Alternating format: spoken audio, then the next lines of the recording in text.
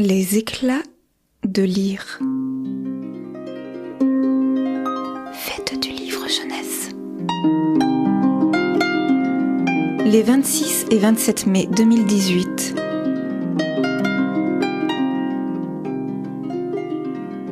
Découvrez l'ensemble de la programmation dans cette émission.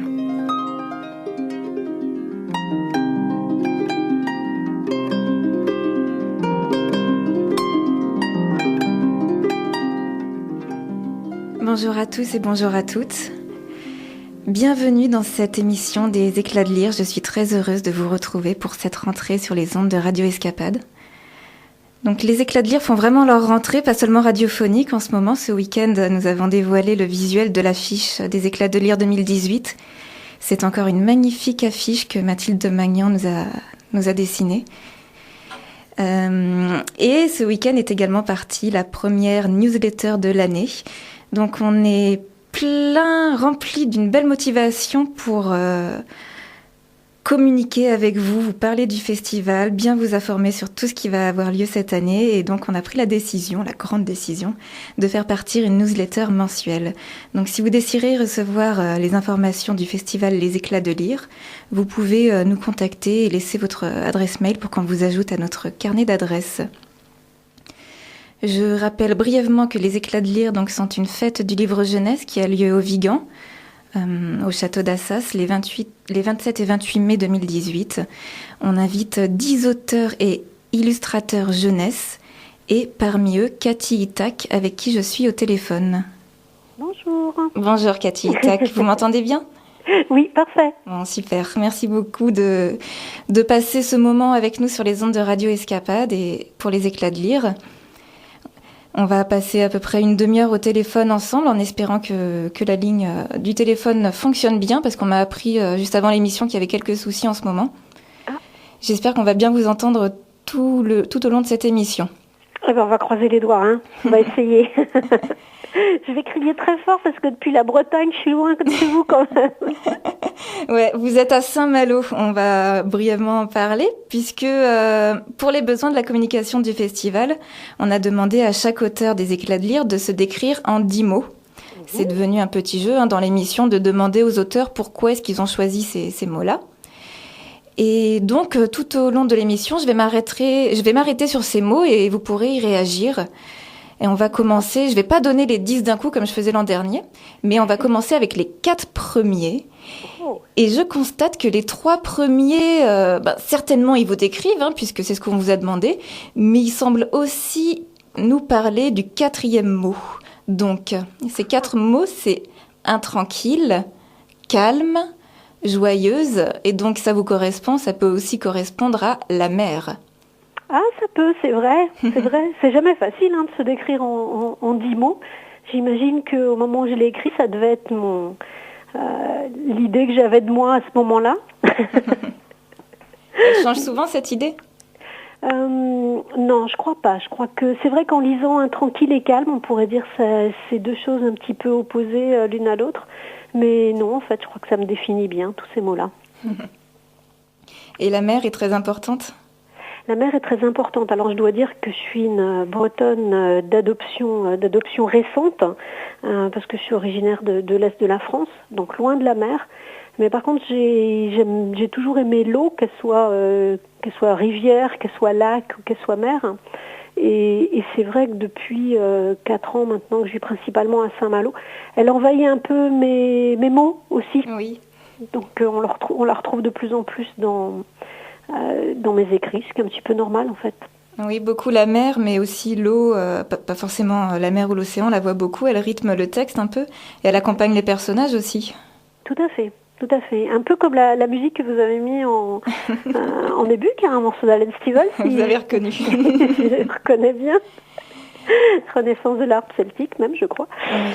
Donc, Alors, pour le jingle de cette émission, cette année, je me suis inspirée d'un de vos romans, Le Retour de la Demoiselle, pour lequel j'ai eu un énorme coup de cœur. Donc voilà, chers auditeurs, la raison de cette musique harpique, si on peut dire comme ça. Ah, c'est bien. Et est-ce que la mer et ses remous sont une source d'inspiration dans votre travail ? Alors, je crois que la mer, c'est quand je parle d'un tranquille et de calme, c'est vrai que la mer, je trouve qu'elle elle me donne une espèce de sérénité que j'avais pas avant. Et peut-être que de temps en temps, elle fait aussi écho à mon intranquillité quand elle est un peu déchaînée. Hier, par exemple, on a eu une jolie début de tempête d'automne, avec des très grosses vagues, avec beaucoup d'embrun, beaucoup de vent. Et finalement, je me retrouve un petit peu dans cette mer-là, qui peut être très, très douce, qui peut être très calme, qui peut être aussi un petit peu déchaînée. Et oui, je trouve que ça rythme bien la vie. J'ai beaucoup de chance de vivre devant un très très beau paysage. Ça remet un petit peu tout en place. Et c'est vrai que fatalement, les endroits où je vis imprègnent mes textes beaucoup. Tout à l'heure, je lirai peut-être un extrait de Rien que ta peau qui se passe en montagne, sur un lac gelé. Mais par exemple, le dernier que j'ai écrit d'un trait de fusain, il se passe à Saint-Malo en grande partie. Donc oui, les paysages sont importants dans mes livres. Ouais. Mm. Et justement, ces paysages, je les retrouve un petit peu sur Internet parce que je vous suis sur Instagram et sur Facebook aussi. On a la chance, grâce à vous, de contempler quelques paysages bretons. Ouais. Donc on retrouve la mer, qu'elle soit calme ou intranquille. Voilà. Vous publiez quand même d'assez jolies photos et je m'interroge, d'autant plus que dans certaines biographies de vos livres, les éditeurs parlent de votre passé dans un magasin de photographie. Voilà, j'ai fait beaucoup de photos. J'ai commencé à faire des études. J'ai fait des études de graphisme assez courtes. Je les ai arrêtées à 18 ans. Et puis j'ai fait beaucoup de photos. C'est vrai. Alors je travaillais dans un magasin de photos. J'ai travaillé 7 ans dans un magasin de photos. Mais je photographiais pas les gens. Mais oui, la photo, c'est quelque chose que j'aime bien. Beaucoup plus que le dessin. Je me sens plus à l'aise dans la photo que dans le dessin, par exemple. Et vous parlez de la photographie aussi dans certains de vos textes. Ce sont des souvenirs de votre expérience de travail que vous ressortez ? Voilà. Effectivement, dans le livre qui s'appelle Le cimetière de Rousse, il y a une photographe qui parle de ses souvenirs de vendeuse dans un magasin de photos. Et là, j'ai rien inventé. Je racontais vraiment mes souvenirs de magasin de photos, qui sont des fois assez drôles. Oui, puis j'ai reparlé de la photo aussi dans un autre de mes livres qui s'appelle Il se peut qu'on s'évade. Oui. Où là, cette fois-ci, je parle de la relation de la photo et de l'imaginaire et du réel, etc. C'est quelque chose qui m'intéresse beaucoup, en fait. Et c'est vrai que les photos, ça revient assez souvent quand même dans mes textes, ouais. Alors ce livre, Il se peut qu'on s'évade, c'est un projet un peu particulier. En fait, l'éditeur vous a envoyé une série de photographies sans que vous connaissiez le photographe, c'est ça ? Et ça, oui. Vous avez dû trouver une histoire en vous inspirant de cette série. Est-ce que vous pouvez nous parler de cette expérience ? C'était une très jolie expérience et tout à fait, alors là pour le coup, intranquille pour moi, vraiment intranquille, parce que j'ai l'habitude quand je commence un livre, de savoir déjà comment il va se terminer, de l'écriture d'un livre, je veux dire. Or là, j'avais très peu de temps, j'avais 4 mois, on m'a donné ces photos, je suis tombée amoureuse, mais vraiment amoureuse de ces photos. C'est des photos de Gérard Rondeau, un très grand photographe qui est décédé malheureusement l'année dernière, ou il y a 2 ans je crois. Et franchement, j'ai trouvé que ces photos qui parlent de musée, mais d'un déménagement dans un musée, il y a plein de lectures différentes. Je les ai trouvées très belles, je me suis pas rendu compte qu'elles étaient complexes dans leur lecture. Et d'un seul coup, je me suis dit, j'ai 4 mois pour faire une histoire avec, et mon Dieu, qu'est-ce que je vais faire ? Et ça a été très angoissant, et aussi très stimulant, parce que voilà, fallait que j'y arrive, et puis et très vite, du coup, ces photos dans lesquelles il y a une histoire dans une histoire, puisqu'il y a des tableaux représentés, mais aussi le déménagement de ces tableaux, très vite, j'ai eu envie de parler de la photo. Ce que la photo peut dire, mais ce que la photo peut mentir aussi. Et donc ça a été à la fois une expérience, et comme j'avais peu de temps, j'ai commencé le texte, je ne savais pas exactement comment il allait se terminer. Il me manquait quelques éléments, ça a été un peu paniquant. Mais en fait, c'est presque un texte dont je suis le plus fière parce que franchement, c'était pas gagné au départ, quoi. Et puis c'est quand même vache, 4 mois comme délai, hein. Oui, c'est court. C'est très court. Pour moi qui suis assez lente, c'est très court. Je confirme. Mais c'était aussi le plaisir de travailler avec Jeanne Benhammer, qui était ma directrice de collection à cette époque-là. Et pour elle, j'avais envie de faire quelque chose de bien, quoi. Bon, en tout cas, ça a donné un texte très haletant et très intéressant par rapport au rapport à l'art et à la photographie. Merci. Donc j'ai interviewé plusieurs auteurs, notamment l'an dernier, et on se rend compte que souvent dans leur travail, c'est le cinéma qui les influence beaucoup dans l'écriture de certaines scènes ou autres, dans l'action, le rythme. Est-ce que pour vous, on peut dire que la photographie, ça joue un rôle dans votre œuvre ou dans votre travail d'écriture? Ben oui, sans doute plus que le cinéma. Sans doute plus que le cinéma, effectivement. Je suis peut-être plus statique dans mes choix. Ça va... Excusez-moi, alors si vous entendez dire... Je vous mens pas, je suis vraiment en Bretagne, il y a des goélands qui sont... C'était pas une blague, vous êtes en Bretagne. C'est pas une blague. C'est pas enregistré, c'est vraiment un goéland qui squatte devant mes fenêtres et qui se fait rappeler à l'ordre de temps en temps. Peut-être plus la photo, oui, parce que oui, c'est peut-être plus mon univers que effectivement le cinéma. Après, c'est vrai que j'ai eu la chance quand j'ai commencé à écrire d'avoir des amis écrivains autour de moi, dont un, Sébastien Dubinski, qui était très féru de cinéma et qui une fois m'avait dit mais tes scènes, il faut les... Imagine, il y a une caméra qui fait un gros plan, etc. Donc j'y pense souvent quand j'écris mes scènes. Mais c'est vrai que je les construis plus comme un décor de théâtre ou quelque chose d'un peu plus statique, qui est proche de la photo, oui. D'accord. Je crois. On va faire une première pause musicale avec Anne Sylvestre.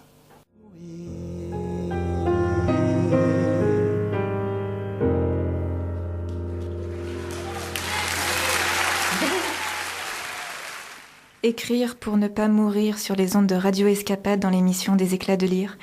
Écrire pour ne pas mourir, c'est une chanson d'Anne Sylvestre. C'est vous qui l'avez proposée à l'écoute, Cathy Itac. C'est une chanson que vous auriez aimé écrire ? Je crois, oui. Là, pour le coup, en la réécoutant, c'est vrai que c'est une grande dame de la chanson qui en quelques mots, sait tellement parler de tout... avec une économie de mots et je trouve que c'est assez bluffant. Oui, j'aurais bien aimé l'écrire celle-là, oui. Alors la musique, justement, musique, c'est le 5e mot que vous nous avez proposé. C'est important pour vous ? La musique, oui. Alors c'est vrai que je dois dire que j'ai toujours baigné, j'ai eu la chance d'être dans une famille où tout le monde faisait d'un instrument de musique, où la musique était très présente. Moi, j'ai commencé à jouer d'un instrument de musique avant même de savoir lire et écrire. Et quand j'étais adolescente, j'en ai parlé un petit peu dans le Retour de la Demoiselle. Il y a un métier que j'aurais bien aimé faire, c'était luthier, c'est-à-dire fabriquer des instruments de musique en bois. J'ai pas pu le faire parce que la seule école qui était ouverte en France à Mirecourt, c'est toujours la seule d'ailleurs, à l'époque n'acceptait pas les filles. Donc il n'y avait que les garçons qui avaient le droit de faire ce métier-là. Ça a changé, hein, heureusement, maintenant. C'était après trop tard. Mais c'est vrai que pendant mon adolescence, j'ai un peu oscillé entre la musique, le dessin, l'écriture. Je savais pas trop bien. Et en fait, tout ça est resté beaucoup dans ma vie, en fait. Et la musique, encore aujourd'hui, alors je joue pour moi, je joue un peu de harpe celtique. Et puis j'en ai parlé aussi dans le Retour de la Demoiselle. Mais oui, j'envisage pas ma vie sans musique. Mais après, la musique, c'est au sens large. C'est-à-dire que je trouve que le bruit de la mer, c'est aussi une musique. Les goélands qui me regardent par la fenêtre là en ce moment, c'est aussi une musique quand ils se mettent à crier. Tout est un peu musique. Je pense que c'est quelque chose qui est indispensable à la vie, quoi. Celle qu'on fait, celle qu'on écoute, celle qu'on partage. Ouais. Il y a beaucoup de musique en Bretagne. Je crois que vous avez oublié le bruit du vent aussi. Oui, absolument. Oui. Oui, tout ça, ça fait tout ce qui est... et puis la voix humaine aussi, qui est tellement belle et qui apporte tellement de choses. Ouais, ça c'est important. Pour moi, c'est vraiment important. Ensuite, comme mot, vous nous avez proposé utopie, douceur, décroissance. Alors,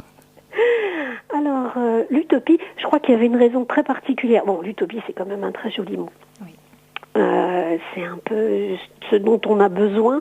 Je crois que si je l'ai choisi au moment où je vous ai envoyé la liste, c'est que en Bretagne, j'ai eu la chance de rencontrer toute une troupe de comédiens, architectes, paysagistes, etc., qui ont construit un radeau qu'ils ont appelé le radeau utopique et qui, pendant tout l'été, ont remonté les canaux de Rennes à Saint-Malo, le canal Île-et-Rance, en proposant des spectacles sur l'utopie.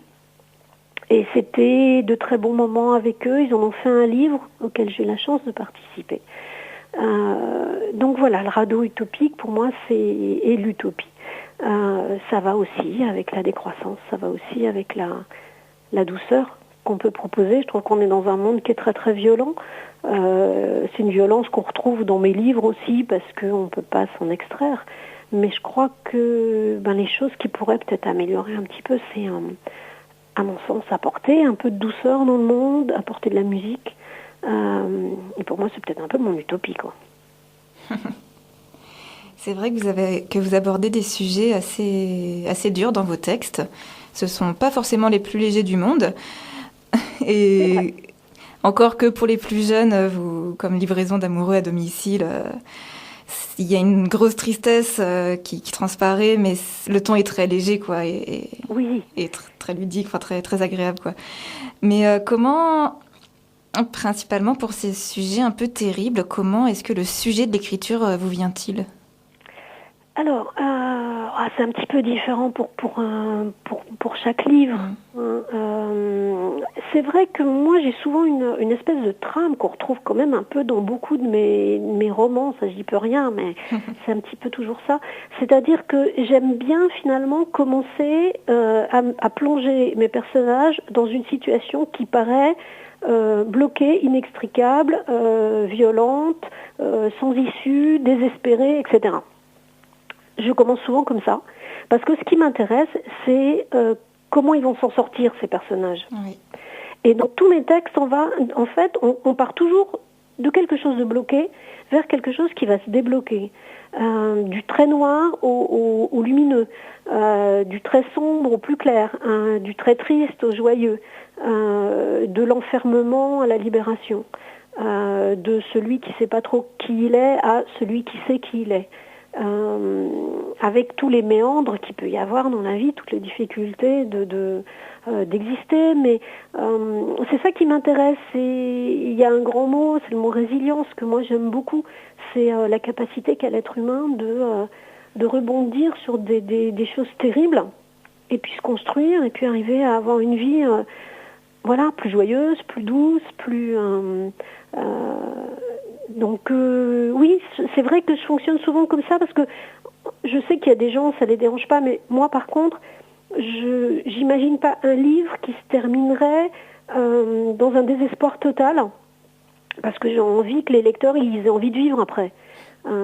J'ai pas envie de plonger les lecteurs dans le désespoir à la fin d'un livre. Je veux qu'au contraire, quand il est terminé, alors c'est peut-être très présomptueux de ma part, mais ce que j'ai envie, c'est qu'à la fin du livre, les gens ils disent waouh, on peut vraiment partir d'une situation complètement fermée et puis, on peut arriver à s'en sortir d'une manière souvent qu'on n'a pas imaginée au départ. C'est aussi ça qui m'intéresse. C'est les surprises de la vie, c'est pourquoi d'un seul coup on va trouver un engagement d'une manière ou d'une autre, ou comment même des enfants vont essayer de consoler leur mère, puis finalement faire revenir une amie disparue.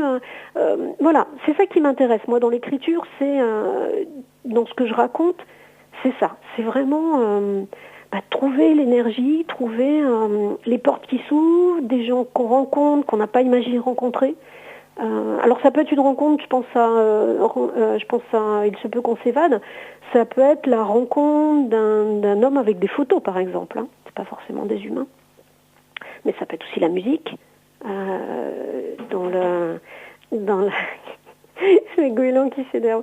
Dans Le Retour de la Demoiselle, c'est la découverte de la musique qui va faire que Stadeau, qui est mal dans sa peau, d'un seul coup, ça va lui donner une autre énergie. Dans Rien que ta peau, c'est cette jeune fille qui est dans un institut spécialisé, qu'on dit un peu déficiente, mais qui en fin de compte est amoureuse comme n'importe quel ado.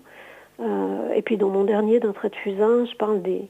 L'engagement comme émancipation voilà. un peu. Voilà. Et après, il y a effectivement où l'engagement, ça peut être aussi une forme de s'en sortir, de trouver une certaine douceur dans sa vie, une certaine joie de vivre, quoi. Et c'est la maturité aussi qui arrive. Oui. Je trouve que vous parlez extrêmement bien de l'adolescence, de tous ces personnages qui sont un peu en rupture, qui savent pas trop où ils sont, qui sont mal dans leur peau et qui finalement vont grandir et s'affirmer plus matures, plus stables et prêts à affronter le reste. Ouais. C'est ça qui m'intéresse aussi. Et l'adolescence, c'est vraiment ce qui m'intéresse dans l'adolescence, c'est ça, quoi. C'est cet énorme potentiel qu'il faut que ils trouvent qu'ils trouvent leur chemin, en fait. Et pas tracer, pas forcément ceux qu'on trace pour eux, quoi. Et quand vous écrivez un roman comme D'un trait de fusain qui vient de sortir chez Talon Haut, est-ce que, avant d'écrire, vous avez un plan précis en tête ou alors il y a des idées, des émotions qui vous guident dans l'écriture ? Alors, moi, je suis quelqu'un très intranquille, je l'ai dit tout à l'heure. Donc, j'ai vraiment besoin de me fixer, de me faire un plan très précis du livre. C'est-à-dire que je sais, en général, je connais la fin avant de connaître le début. J'ai besoin de me faire vraiment un canevas très précis. En revanche, il y a toujours des idées qui vont arriver, qui ne sont pas prévues. Et ça, c'est bien. Il y a toujours des personnages, je pense à la demoiselle, le retour de la demoiselle. Le personnage de la petite sœur, en fait, était au départ très effacé. Et puis, il a commencé à prendre de plus en plus de place dans le livre. C'était pas prévu du tout. Ça arrive, mais c'est vrai qu'en général, je sais, oui, très précisément où je vais dans l'histoire et surtout ce que j'ai envie de dire. Après, heureusement qu'on se laisse surprendre. Et puis après, dans l'écriture, il y a toujours des trucs un peu mystérieux qui fait qu'il y a des personnages d'un seul coup, c'est un peu bateau ce que je vais dire, on le dit assez souvent, mais il y a des personnages, on a l'impression qu'ils vivent un petit peu leur vie, un petit peu indépendamment de ce qu'on avait pensé pour eux. Il y a des fois, on s'y attache, nous, plus ou moins. Et puis des fois, voilà, ils prennent plus de place que prévu. Ça arrive souvent dans mes textes. Mais sinon, non, je me fais des cadres. Bon, les cadres, c'est fait pour qu'on les explose, quand même. S'emporter.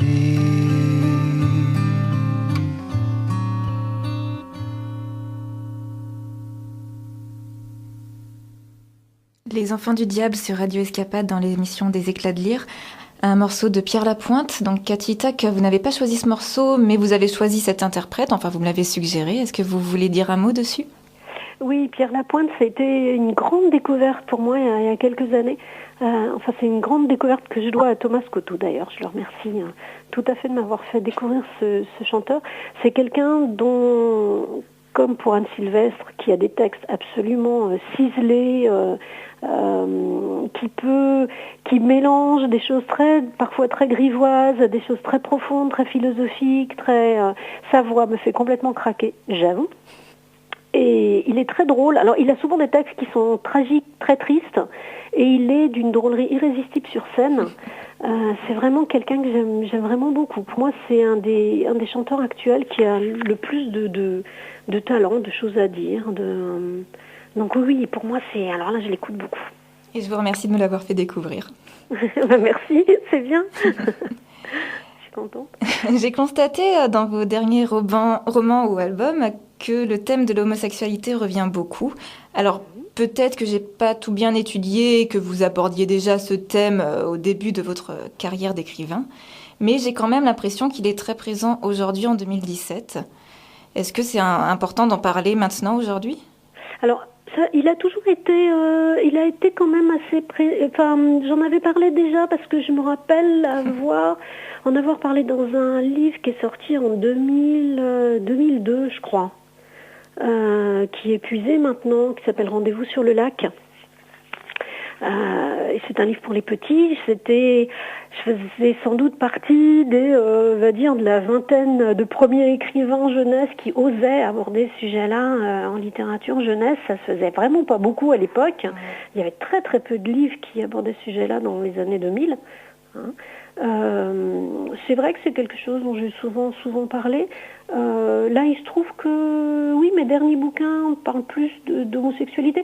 C'est vrai que tout ce qui touche à la sexualité et la sexualité ado m'intéresse beaucoup.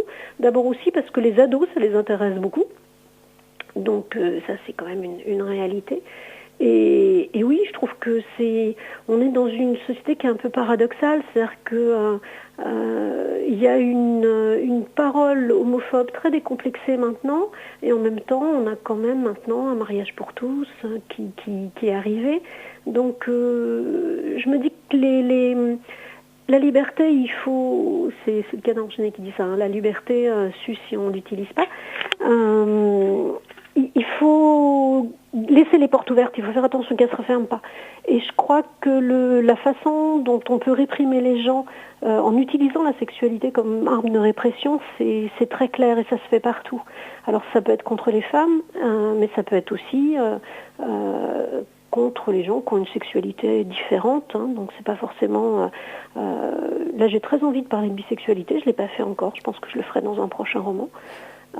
Parce que je pense que toutes les formes d'amour, à partir du moment où elles sont consenties, respectueuses de l'un envers l'autre, c'est des choix qui sont acceptables et à respecter. Donc voilà, et c'est vrai que d'un trait de fusain, c'est évident, ça parle pas que d'homosexualité, ça parle aussi d'hétérosexualité, et de sexualité en général, oui.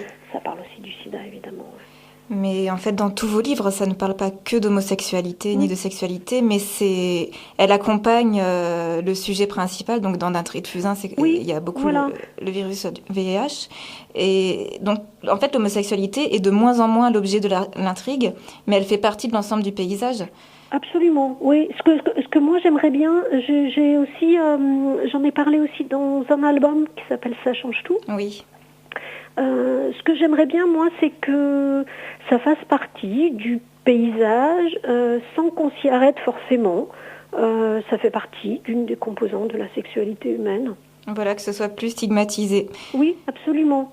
Et que derrière, je me sers aussi de ces sujets-là pour, dans Les mains dans la terre, c'est un jeune qui est aussi homosexuel, mais dans le livre, ce qui est important, c'est le choix qu'il va faire de sa vie, qu'est-ce qu'il va choisir dans sa vie.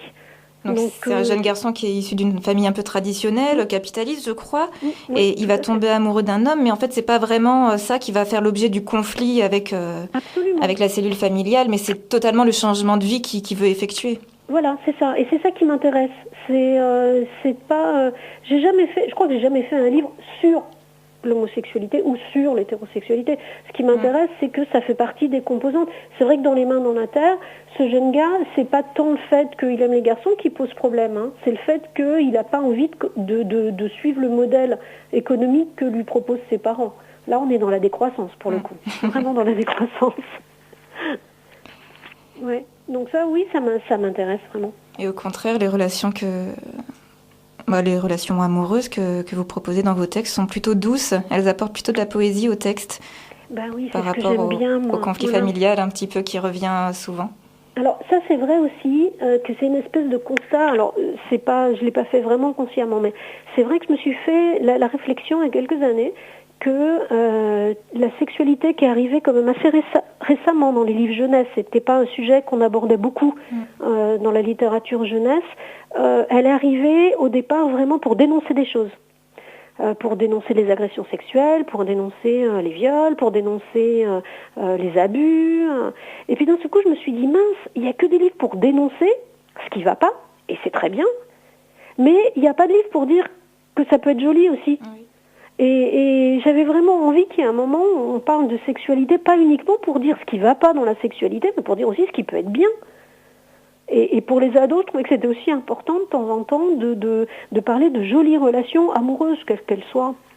Les personnages d'un trait de fusain se font cette belle réflexion qu'on les bassine tout le temps avec la prévention, mettez des préservatifs, mais finalement, où est le plaisir, où est l'amour dans tout ça? Voilà, on oublie d'en parler. Voilà, tout à fait. Et ça, c'est vraiment quelque chose de parler du plaisir.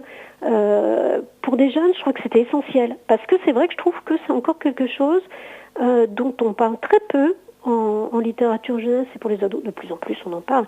Mais c'est vrai que des livres magnifiques, hein, je critique vraiment pas. Il y a des livres absolument très beaux sur des ruptures, sur des séparations, mais voilà, des livres sur vraiment plaisir. Bon, il y a eu 50 minutes,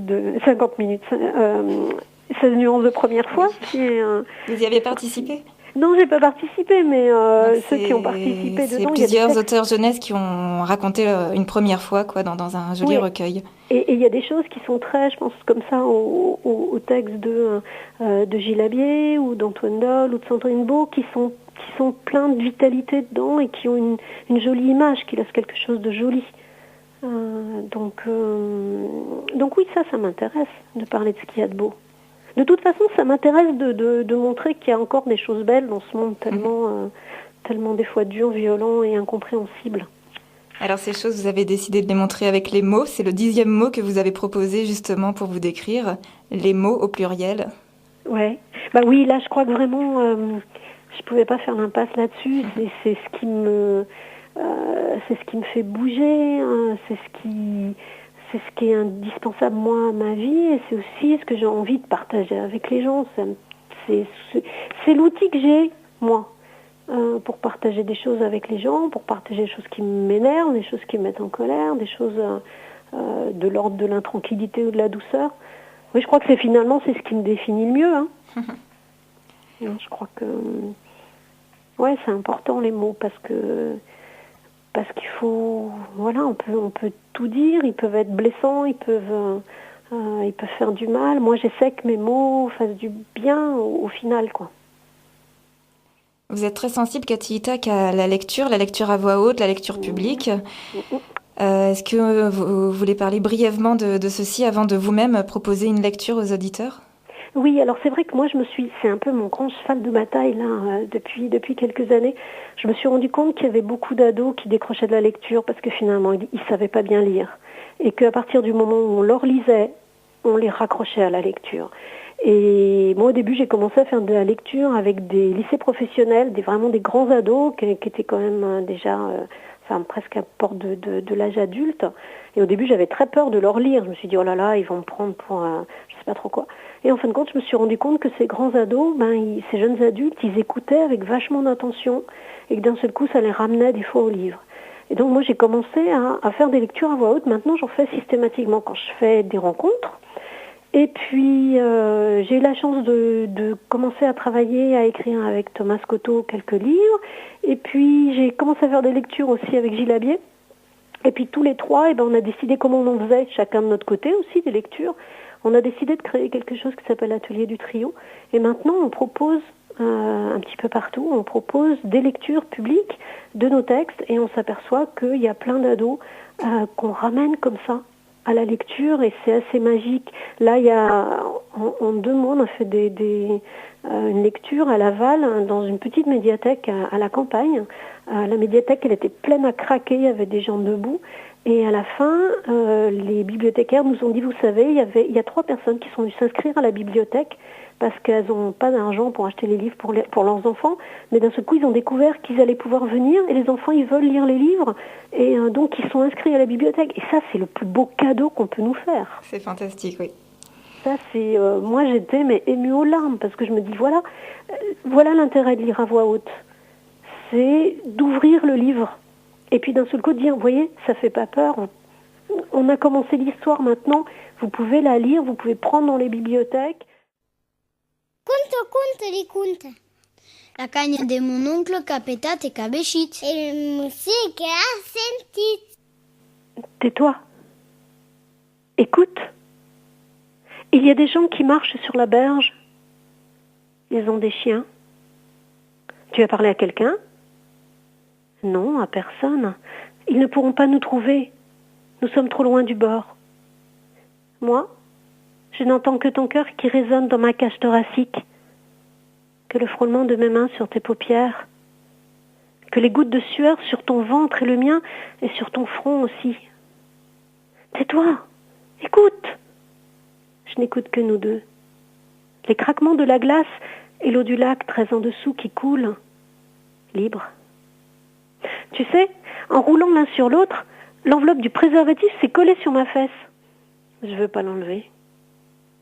Dans nos duvets réunis pour n'en faire plus qu'un seul, il n'y a pas assez de place pour bouger. Ce sont de gros duvets prévus pour la haute montagne et tu avais raison, ils sont très chauds. Écoute, j'entends leur voix et leurs pas, et je devine le faisceau de leurs torches. C'est vrai, Mathis. On dirait qu'elles approchent. Tu me répètes qu'il faut qu'on se dépêche, qu'ils ne doivent pas nous trouver comme ça, nus, tous les deux, bien serrés l'un contre l'autre, qu'il faut se rhabiller. Mais moi, je suis avec toi. Je n'ai pas envie que ça s'arrête. Et je ne sais pas où est mon pull. Tout à l'heure, je l'ai enlevé si vite qu'il a craqué. Il est peut-être déchiré. Il est bleu, avec une rayure blanche. Où est passée la lune? Est-ce qu'elle ne nous éclaire plus? Mathis, tu la vois de quelle couleur, la lune? Dessous nous, il y a la glace du lac, et au-dessus ta voix qui s'énerve. Louvine, ils arrivent. Louvine, merde, dépêche-toi. Même dépêcher, je ne sais pas. Quand tout va trop vite, je ne sais plus. Je les entends maintenant. Ils marchent sur des fleurs de givre et les écrasent. C'est grâce à elles qu'ils ne tombent pas. Nous sommes pris au piège, écrasés nous aussi, perdus au milieu d'un lac gelé, du gibier. Gibier de potence. Mon père, il dit ça à des délinquants. Est-ce qu'ils sont armés? Je glisse ma main entre mes cuisses pour m'essuyer un peu avant de remonter mon pantalon entortillé sur une de mes chevilles. Je n'ai pas le temps de... C'est ma mère que j'entends en premier. Et derrière elle, l'aboiement des chiens surexcités. Et puis 2 hommes au moins qui crient qu'on doit sortir de là, sortir de là. Mais on ne sort pas de là, on ne sort pas de là assez vite. Alors, ils donnent des coups de pied dans le duvet. Alors j'ai peur. Ne tremble pas, ne tremble pas. Pourquoi, Mathis, pourquoi? Ils n'ont pas le droit. Tes lèvres sur mes lèvres et ta langue à l'intérieur de ma bouche. Tais-toi, ne pose pas de questions. N'aie pas peur, je suis là. Tu ne diras rien? Je ne dirai rien, c'est à nous, notre histoire. Ils ne peuvent pas nous l'enlever, notre histoire. Des mains agrippent le duvet et tirent dans tous les sens. Ils déchirent tout. Ils déchirent nous. Les chiens s'en mêlent, le duvet crève et les plumes sortent. Ma mère crie comme une mère et m'appelle ma fille. Je la déteste. Ils nous obligent à nous mettre debout et leurs mains nous séparent. Ils veulent savoir ce qu'on foutait là, dedans. Et puis ce qu'il a fait, ce grand salopard. C'est la voix de mon père et c'est de toi qu'il parle. Il te dépasse, il te menace, il gueule de plus en plus fort pour savoir ce que tu lui as fait à sa fille et que t'es une sale ordure. Je vois ma mère qui fouille le duvet éventré. Elle cherche, elle fouine. Elle cherche et elle trouve un préservatif usagé et noué. Elle se redresse sous la lune qui n'est même pas pleine. Et elle te montre du doigt en hurlant que t'as abusé de moi. Elle dit ça comme ça, il a abusé d'elle. Je vois ma mère qui bouscule les hommes et qui marche vers toi. Elle porte toujours au petit doigt cette chevalière que mon père lui a offerte. Elle te gifle si fort que ta tête part en arrière. Et tu glisses et tu tombes sur la glace. La glace vibre et résonne comme si le lac tout entier allait s'ouvrir en deux. La chevalière a heurté ta pommette et entaillé ta peau. Tu te relèves avec peine. Tu portes la main sur ta joue, tu saignes. Dans tes yeux, je vois la peur et tout le bruit autour. Les chiens qui aboient, les hommes qui mordent, et notre beau silence, éclaté, sali, souillé. Tu as abusé de moi, et moi, je n'existe pas, je n'existe plus. Ils m'ont tendu un pull et j'ai froid. Le sang coule sur ta joue, il est de couleur grise. Mon corps aussi devient gris, pareil que la pierre, et le sang dans mes veines ne charrie plus que du sable. J'ai tellement mal soudain que j'ai envie de hurler. Hurler comme je hurlais bébé, comme je hurlais enfant, comme je hurle à chaque fois que l'on s'approche de moi et que je ne comprends pas si c'est pour me faire du mal ou pour me consoler. Et tu le sais, Mathis, parce que tu sais que je m'appelle Louvine et qu'il n'y a pas de fumée sans feu comme il n'y a pas de surnom sans raison. Hurler, c'est pire que parler. Ça répond au désordre par un autre désordre et les chiens n'aiment pas ça. Et moi, je vais hurler parce qu'il n'y a plus de place pour les mots, les explications, et que je ne sais pas pleurer. Iu que buiter mon sac et men tourner et a començac. Que hiker il lupe de sujets à poire et que men tourner et talabuhair. Merci beaucoup Cathy Itac pour ce texte et cette lecture de Rien que ta peau paru chez Actes Sud dans la collection d'une seule voix. Malheureusement, c'est la fin de cette émission. On va devoir se quitter. Juste avant, on va peut-être partir sur une note un peu plus légère avec un mot que vous avez utilisé pour vous décrire et qu'on n'a pas encore cité.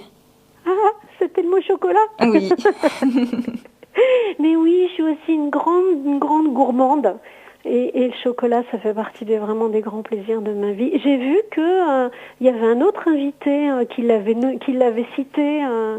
Alors, je vais vous dire un secret. Tous les ans, il y a des mots qui reviennent souvent. Il y a chocolat, il y a cinéma, il y a musique. Ça revient beaucoup. Comme quoi, hein, on n'est pas que des purs esprits. En tout cas, moi, je voulais vous remercier pour l'interview. C'était très... j'avais beaucoup le trac parce qu'en plus, je suis la première à commencer. Donc vraiment, je vous remercie pour vos lectures. Et puis, je crois que ça va être un beau salon au Vigan. Je suis super impatiente de venir, en fait. Merci beaucoup. Merci pour tout, Cathy Itac. Merci. Au revoir. Au revoir. C'est la fin de cette émission. Je vous retrouve dans 2 semaines avec Gilles Bachelet, un illustrateur jeunesse absolument hilarant.